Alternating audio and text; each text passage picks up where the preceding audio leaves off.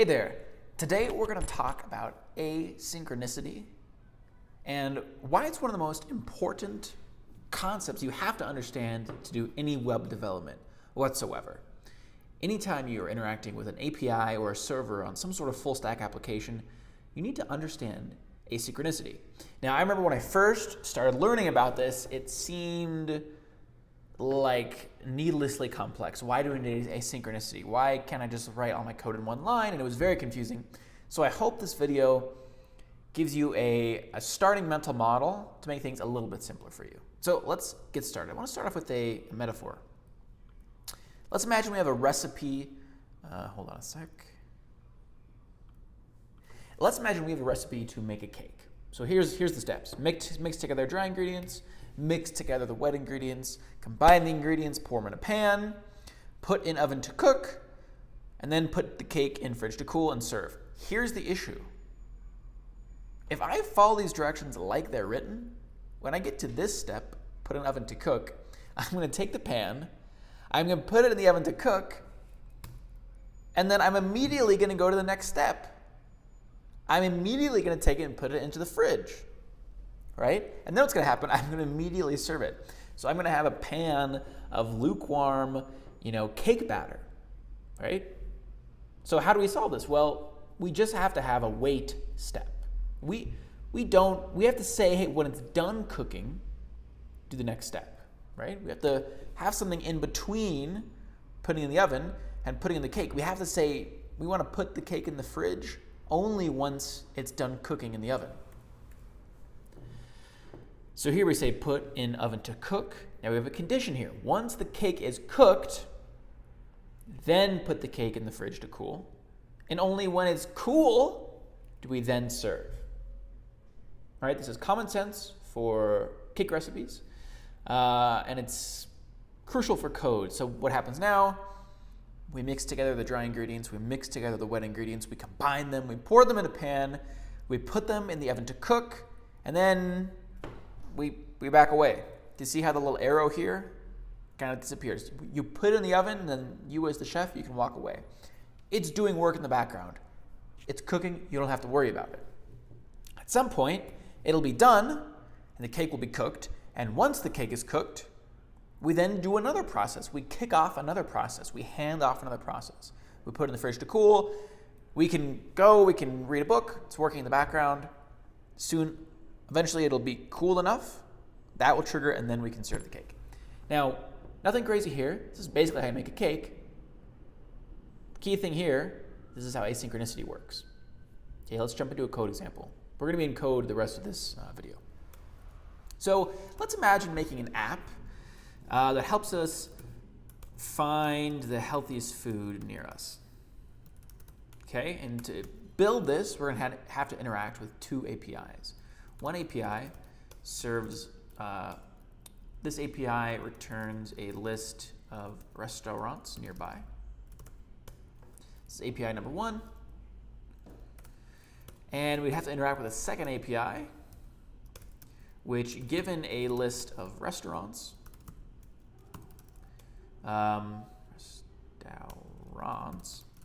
returns the average calorie count of those restaurants. Right, so just to recap, the way this app is going to work is we're going to take our location, we're going to give it to an API, which is going to give us a list of restaurants.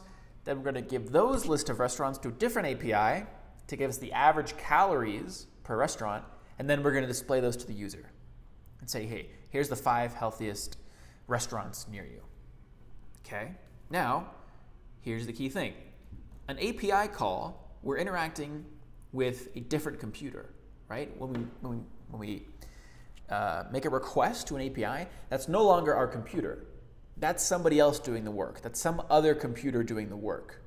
So in the same way that when you put a cake in the oven's doing the work, and you just have to know what to do when it's done, in the same way, we have to wait until this API returns us a list of restaurants before we can give that list of restaurants to the other API to calculate the calories, right?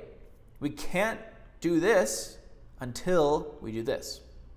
So what should our pseudocode look like? Let's do really, really high-level rough pseudocode.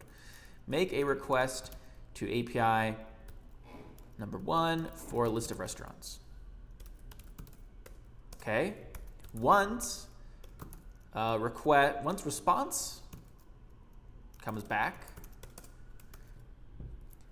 make a request to API number 2 with the list of restaurants for the calorie counts, the average calorie counts. Okay. Once that response comes back, display the calorie counts to the user. Okay? Because remember, this line here can only happen once this line is done. Right? We need this work to be done before this work is going to be done. So we set a condition that says, hey, once the response comes back, we're going to do it. How do we do that in code? How do we make something wait until it's done? Well, luckily, it's relatively simple. For making an API request, it's likely you use something like Ajax. Ajax is in jQuery. It lets you make a request to an API, and here's what it looks like. Let me actually delete this. Okay. This is what an Ajax request looks like with nothing in it. We have a couple things here. One, we have the URL we're making the request to. Okay? In this case, it's someurl.com. Then we have two things. We have a success and we have an error. What do these mean? Well, this is exactly what our pseudocode says.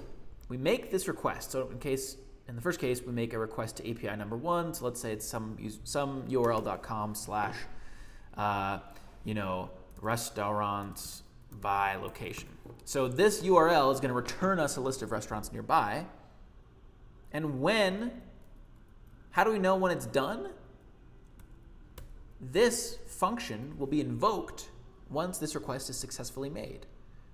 Once a response comes back, that's what this is. Whenever this response comes back, this function is going to be invoked. So we're going to put our next step of code inside here.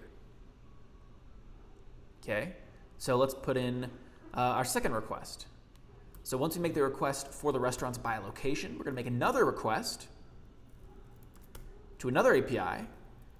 This will be someurl.com calories by restaurant. And we're going to pass it. We're going to pass this URL. It's a string literal, so we can pass it a variable inside the string. We're going to pass it these nearby restaurants. Right?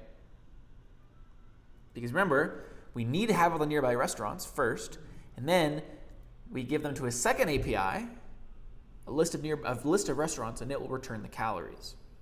Okay? So how do we know when this Ajax request is done?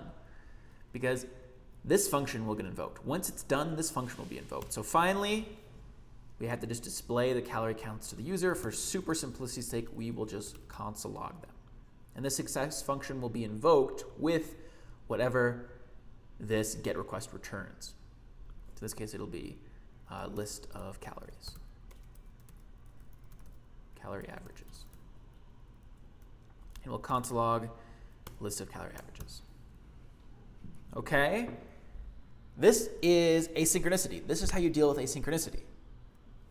What the interpreter does when it sees all this code, the interpreter goes from top to bottom, so it starts up here, goes la dee dee dee dee dee dee dee dee, gets to this request, and then it kicks it off. It kicks off the Ajax request, and then it just keeps going and sees if there's anything down here. There's nothing. There's nothing to do. It's just gonna wait. It's gonna hang out. At some point, ding! This success is gonna be triggered, and so it's gonna run all the code in here. Okay. What happens when it gets in here? It sees Ajax, kicks it off, and then nothing else to do. I'm gonna wait. It can go do other stuff in the meantime. At some point, ding! This success is going to be triggered, and all the code inside here is going to run. All the code inside here is going to run, so the console log is going to run. Okay? This is how you wait. You have to wait for something to be finished before you can do the next thing. Okay? That is fundamentally the reason why we have asynchronicity. When you talk to another server, you don't know how long it's going to take for that server to respond with the data. You can't just time it. So you have to say, whenever it's done, I don't know how long it's going to take, whenever it's done, here's your next step. Whenever that's done, here's your next step. Okay? Now, one final thing I want to do here is make this a little bit neater. Right now, you can see this is kind of weird. It's like a diamond, or it's all getting in. It's kind of weird. How can we make this cleaner? Here's a great way. We're going to decompose this. Decompose refers to taking like all the components within one piece of code and splitting them up into separate pieces of code.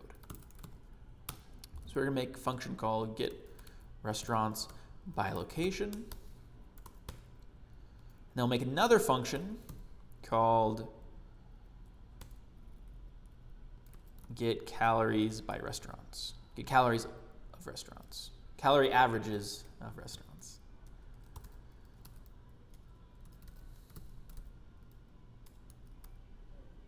Resto amounts. Okay, and this will take a list of restaurants. Okay, so we're going to split up this code. So first, we're going to make the first Ajax request its own function.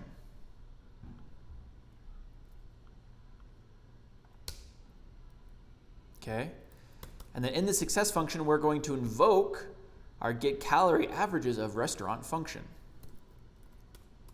with nearby restaurants. Okay, now this will be invoked, and in here we're going to have a second Ajax. This will get talk to the API calories by restaurant. Okay. And once this is done, it will console log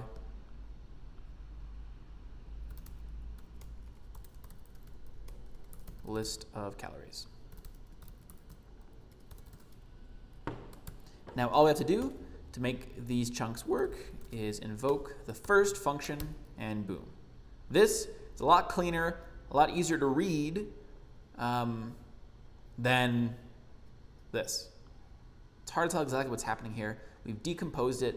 Even though technically this is more lines of code, it's much easier to read, it's much cleaner, easier to understand. Okay? That's asynchronicity. When you interact with the server, you don't know how long it's going to take, so you tell it what to do whenever it's done. You say, whenever you succeed, do all this code. Okay? And then you kick off another asynchronous request. Whenever this succeeds, do all this code. Okay? And you can decompose that to make it look cleaner by putting your asynchronous calls into different functions. All right, that's the basics. There's more we can add on, such as promises and async await. We'll get to that in a later video. Thanks a lot.